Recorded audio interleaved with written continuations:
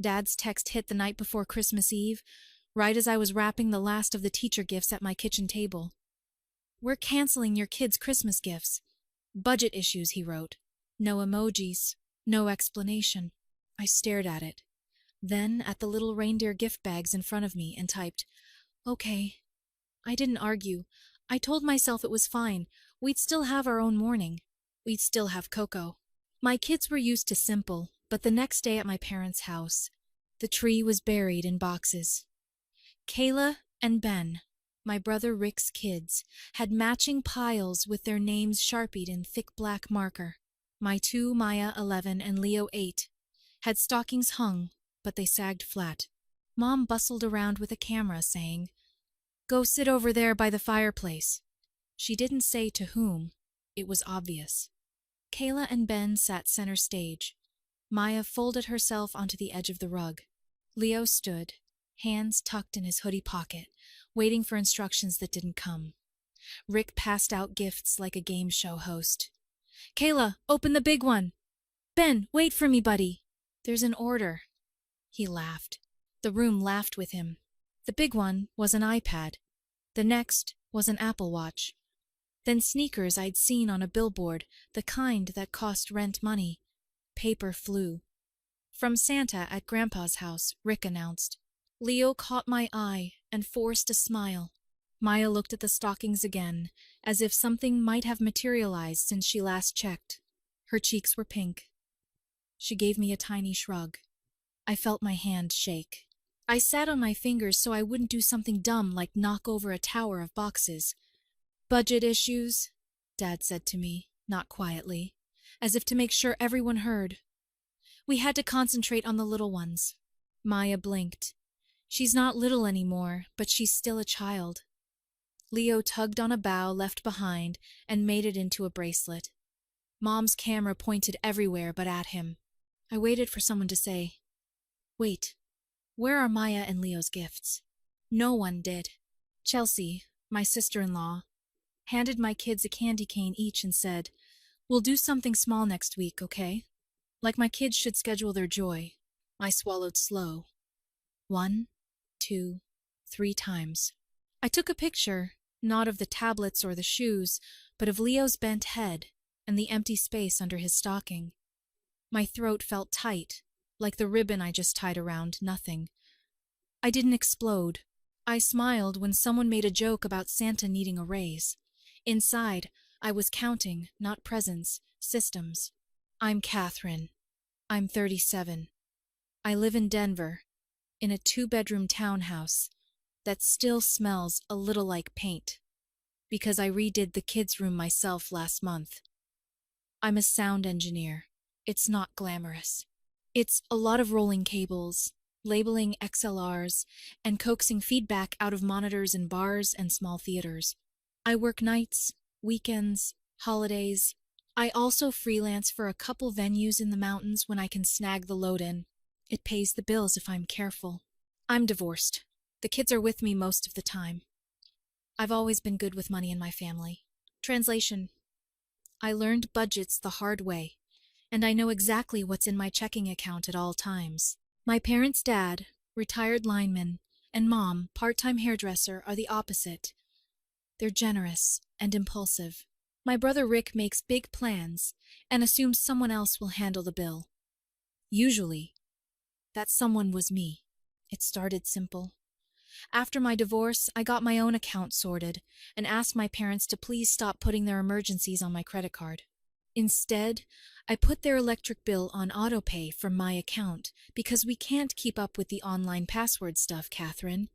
It was $180 a month. Then the water, $60.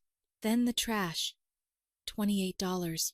Then they canceled their Verizon and jumped on my family plan just for a couple months. That turned into 2 years. That was $220 a month for 4 lines, mine and theirs. Mom would text me on Fridays. I'm short for groceries. It started at $100, then $200. For most of this year, I've been sending $300 every week automatically to her account, so I didn't have to choose between ignoring her and overdrafting. I have a recurring transfer saved in my app named Mom Grocery. It's the most depressing name in my phone. When Rick's HVAC side hustle exploded his word, I loaned him $7,500 I'd saved from a run of corporate gigs I did in July. He promised to pay it back by Thanksgiving. Thanksgiving came with a pie and you know how clients are. When he got charged for a COVID deferral he forgot about, I fronted $1,200 so his truck wouldn't get repoed. When my parents' oven died, I paid for a used one off Facebook Marketplace, $400 cash, and lugged it in with a friend. 2 summers ago, we did a family trip to Disneyland. I booked the flights, I booked the Airbnb, I paid the deposit, $3,800, with the understanding that everyone would pay me back in chunks. They didn't. I paid for all the park tickets because it's easier that way. And my dad handed me $200 in cash at the end and said, "We'll settle up." They never did. I told myself it was a gift. That's what family is. The slights started as potholes I drove over and pretended I didn't feel. At Mom's birthday last year, there were framed photos of all the grandkids on a shelf. There were a dozen from Rick's kids' soccer. Dance. First lost tooth. There were 2 of mine, both from 5 years ago. When I texted a picture of Maya's honor roll certificate, Mom wrote, "Proud of all my grandkids," then posted photos from Kayla's recital. Cousin's Day was always scheduled on Sundays when I had a load-in in Boulder. They took pictures at the zoo and texted them to me after. When I asked, Mom said, "We figured you'd be tired." Last spring, Tyler, my ex, was supposed to take Leo to a Rockies game with my dad and Rick and Ben. At the last minute, Tyler had to work, so I asked if I could bring Leo so he wouldn't miss it. Dad said, "We only have 4 tickets, but they took neighbor Ryan's kid instead, because he's right here." Leo watched the whole game on TV at my place with the Rockies cap on his head and kept saying, "Maybe they'll wave at the camera and I'll see them." He was 8. Of course he said that. 3 months ago, Rick asked for $5,000 to get ahead before winter work. I said no. I was kind this time, not apologetic. "I need a cushion," I told him. "I need to stop being the bank." He didn't call me for 2 weeks. When he finally did, everything had a new sharpness to it. Little digs about my artsy job and how I don't understand real life. He joked in front of my parents, "She's rich, but all her money must be in cables." When Dad texted, "We're canceling your kids' Christmas gifts." Budget issues, I felt the click. Budget issues have never been a problem when it was me asked to cover brunch or a plumber or an oil change. Budget issues in our family were code for "we're mad you won't save us again."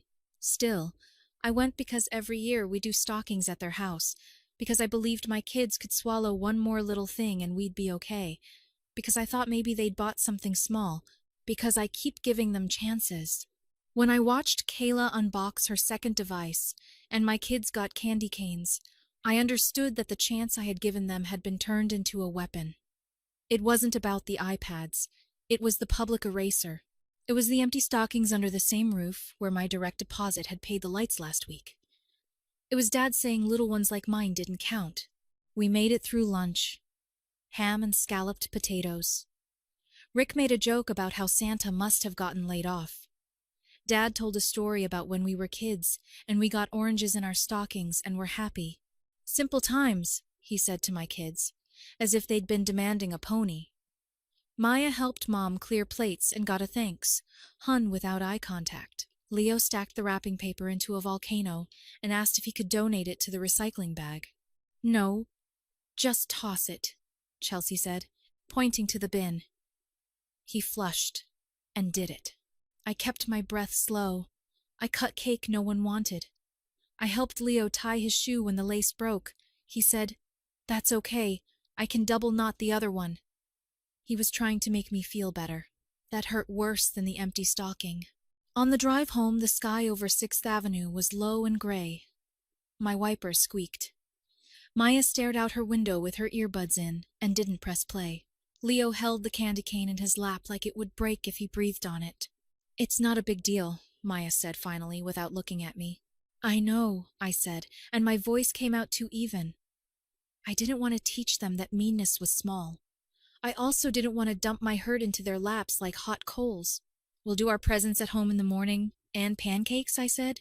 At home, our tree was lopsided, and our ornaments were paper and felt. There were 3 gifts under it, wrapped in brown packing paper Maya had decorated with her markers. A second-hand keyboard I got for $60 off a Facebook group from a college kid moving out. A watercolor set. A Lego kit. I put hot chocolate on the stove and stirred it in circles so the milk wouldn't stick. Leo asked if we could have 2 marshmallows each. 3, I said, and he grinned, his first real smile all day. When they went to bed, I sat at the kitchen table, opened my bank app, and stared at my scheduled transfers. There it was. Mom grocery, $300. Next transfer, $129. The schedule said repeats weekly Friday. I had started the automation because I was tired of the begging, the storytelling, the guilt. I had told myself it was easier. It was also making me complicit in the way my kids were getting taught they were less. I tapped edit. It asked, "Change or cancel?" I pressed cancel. A window popped up. "Are you sure you want to cancel this recurring transfer?" My thumb hovered. My stomach flipped. I pressed, "Yes, cancel." A little green check mark appeared. "Your scheduled transfer has been canceled." I took a screenshot. I didn't text it to anyone. I saved it in a folder on my phone called Boundaries, where, until that moment, there had been exactly nothing. I scrolled to the utility auto pays. Electric, water, trash, property tax escrow I'd bailed out on when they missed it last year. Lines of my life, where I decided that helping meant removing all friction from theirs. I didn't touch them. One clean move. No threats, no notes, no explanations. Then I opened my other tab, the one I use when I need to remind myself there is a big world beyond my family. Ski rentals, lift tickets, cheap Airbnbs in Snowmass, last-minute deals. I had a little extra from a corporate holiday party I mixed last week. I hadn't promised it to anyone. There was a 2-night cancellation at a small condo in Aspen. It wasn't fancy. The listing had laminate counters and a photo of a couch with a blanket spread to hide the worn spot. There were bunk beds. It was $219 a night, plus cleaning. Total, $548. The ski school for kids had 2 cancellations, $125 each for half day. Rentals were $40 per kid per day. Gas, snacks, cocoa. It would be tight, but possible. I booked it. I didn't tell the kids yet. I hung their stockings on our TV stand, slipped in 2 beanies I'd gotten on clearance, and put their candy canes beside them like we planned it this way. I didn't sleep much. Every time I closed my eyes, I saw the iPads and Leo's empty stocking and my own thumb pressing yes, cancel. My hands felt steadier. Morning was pancakes and paper chaos, and the keyboard's first tentative notes through the little built-in speaker. Leo did Jingle Bells badly. Maya played a few chords and then set up the watercolor set, tapping the brush to get it just wet enough. They were fine. They were always fine. I was the one with the shakes. When I told them about the trip, Maya's eyes widened like she was 5 again. Seriously? Leo did a lap around the room. Do we need to get snow pants? He asked, practical like me. We dug through the hall closet and found the hand-me-down ones I'd bought last year and hoped would fit again.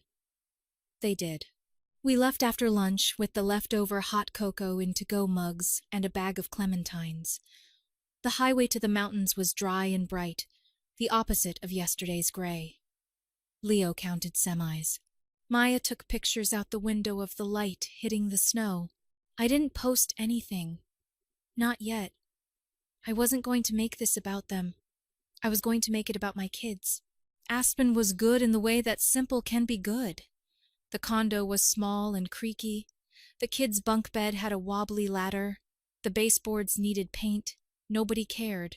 We ate noodles out of mugs and watched a movie on my laptop, all 3 of us under the blanket that hid the couch's worn spot.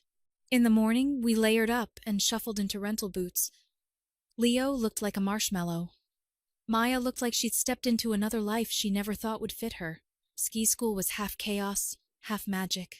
I watched from the lodge with a coffee that cost too much and let myself not think. Leo waved at me every time he came down the baby slope. Maya pretended she didn't see me, then quietly waved when she thought no one else would.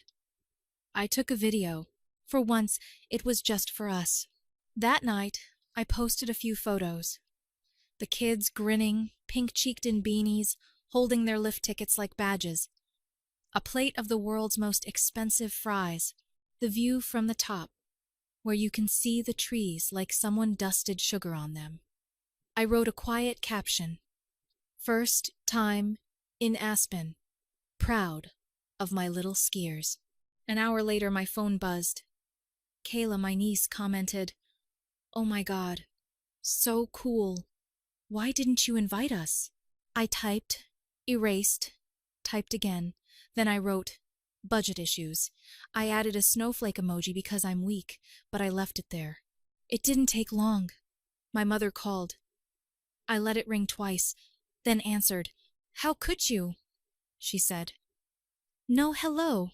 How could I take my kids skiing?" I said. "Level, how could you say that to Kayla?"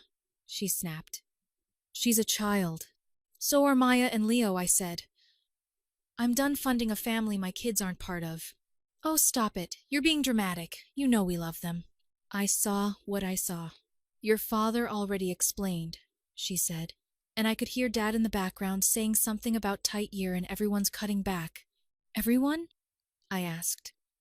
"Did the budget issues apply to the iPads and the watches?" Silence. Then Mom's sigh. "We see Rick's kids more. It's just different. Your schedule is." "My schedule paid your electric last week," I said. I kept my voice steady. "Mom, the weekly transfers are done. Please remove my card from any account you still have it on. I'm not your backup bank anymore." "You did what?" barked Dad from somewhere behind the phone. "Are you punishing your mother?" "I'm protecting my kids," I said. "We won't keep showing up to be erased." "Who put you up to this?" Mom asked. "Is this Tyler? Your therapist?" "No one put me up to anything. I watched my kids be left out under my own money lights. I made a decision." "So you're going to let us starve?" Mom's voice went thin, the way it goes when she tries to make me 10 again. "You're not going to starve," I said. "You'll do what adults do. Cut back. Ask the person whose kids got the iPads to help since he seems to be flush." "You're trying to start a fight," said Dad. "This is underhanded." I clicked a button, I said. Underhanded was telling me budget issues, and then giving a show of gifts in front of my kids. "He's your brother," Mom said. "You two need to make up. He can call me when he's ready to apologize," I said.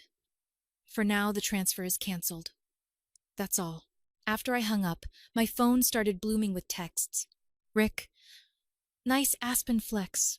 Way to use the kids. Chelsea, if you had an issue, you could have talked to us. You don't have to be petty. Dad, come over.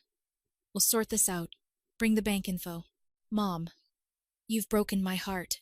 I didn't answer any of them. I took the kids to the condo's tiny hot tub and watched Leo learn the art of turning into a tomato and then jumping into the snow. Maya floated with her ears under and looked at the sky like she could hear a different planet. On the side, 2 old women chatted about a neighbor's dog. It was the most normal I'd felt in months. When we got home, the fallout kicked in properly. There were 3 voicemails from Dad that all started in a warm voice and ended clipped. Mom left one crying. Rick sent me a screenshot of a Venmo request he sent to our cousin for $50 with lunch and a note. "Look, I'm asking other people. Happy?" I didn't reply. Chelsea came to my door with a casserole and a speech. "Can we not make this weird for the kids?" Kayla's in tears. I let her talk. When she took a breath, I said, "I'm not making anything weird. I'm not going to fund a system that leaves my kids out. When they're treated like grandchildren, I'm happy to participate. Until then, I'm paying for my home." "You think we're bad people?" she said. "I think you made a bad choice," I said. "I made a different one." She asked if she could at least leave the casserole. I took it. It was heavy. I said, "Thank you," because it was food, and because we aren't enemies. We're just not allies anymore. The text kept coming for a few days and then slowed. I saved a simple response in my notes app so I didn't have to argue every time. It said, "I'm not your backup bank. I won't fund a family my kids aren't part of." I copied and pasted it when needed. If someone asked for details, I said, "The transfer is canceled." That's all. A bright thread among the gray. My cousin Tasha, who's always been the quiet one at gatherings, texted, "I saw your post. I've seen a lot of little things over the years. Remember when they took Ben to Monster Jam instead of Leo? You're doing the right thing. We're around if you need a different family to come to movie night." My friend Jen from the venue sent me a screenshot of their open call board for New Year's. "Want a shift? Pays well." I took 2. It felt good to say yes to something that paid me money and didn't make me feel like I was paying in pieces of myself. January was quieter, like someone turned down the room tone. The family group chat went mostly silent. When Dad texted, "Can you come over Sunday?" I said, "We're busy," and then didn't explain what. Making soup? Homework? A puzzle we'd started and would finish. I checked my bank app and scrolled to my scheduled transfers. There was a satisfying blank space where Mom grocery $300 weekly used to be. "No scheduled transfers," the little message said. I took another screenshot and put it in my boundaries folder. I looked at the utility autopays and pulled my hand back like they were hot, one decision at a time. When February came, Tasha invited us to her place for late Christmas with her husband and their 2 kids. We brought sugar cookies. She had a tree still up, a small one with paper stars. There were a couple gifts for my kids, a puzzle and a book, and no speeches. The kids piled onto the floor and built the puzzle together. No one said little ones. No one said budget issues.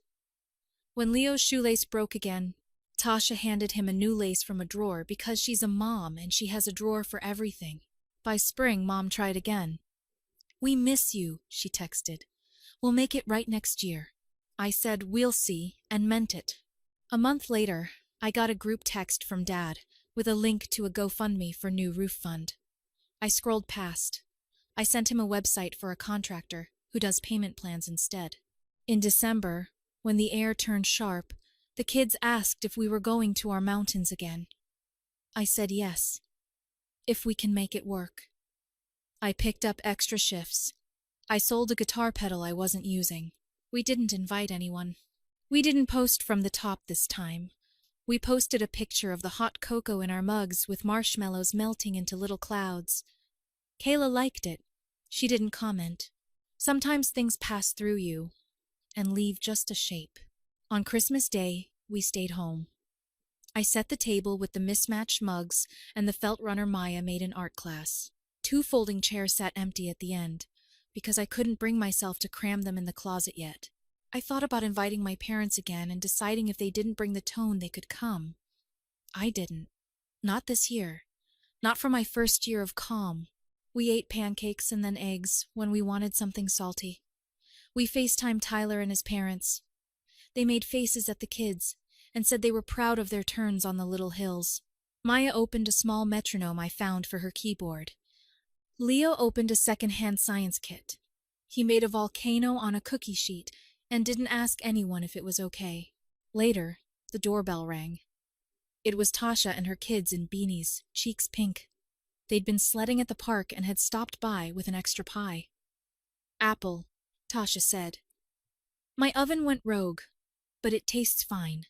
The kids thudded inside, snow on their boots, excited to see each other. Maya showed them her watercolor. Leo showed them the keyboard and played the 3 chords he knows like they're a concert. Everyone clapped. It wasn't a show. It was a home. I checked my phone one more time. One text from Mom, sent at 8 a.m. "Merry Christmas," I replied. "Merry Christmas." That was it. No accusations, no budget talk. I walked back to the table. I cut the pie. The chairs were still empty. We didn't talk about who wasn't there. We talked about sledding and the best hot cocoa ratios and a silly dog at the park who tried to chase a sled down the hill and slid into a bush. When the house was quiet that night, and I was doing that last sweep of cups and socks, I opened my boundaries folder on my phone. 2 screenshots. Yes, cancel. No scheduled transfers. I didn't feel triumphant. I felt like someone who found the light switch in a room she thought she had to sit in the dark forever.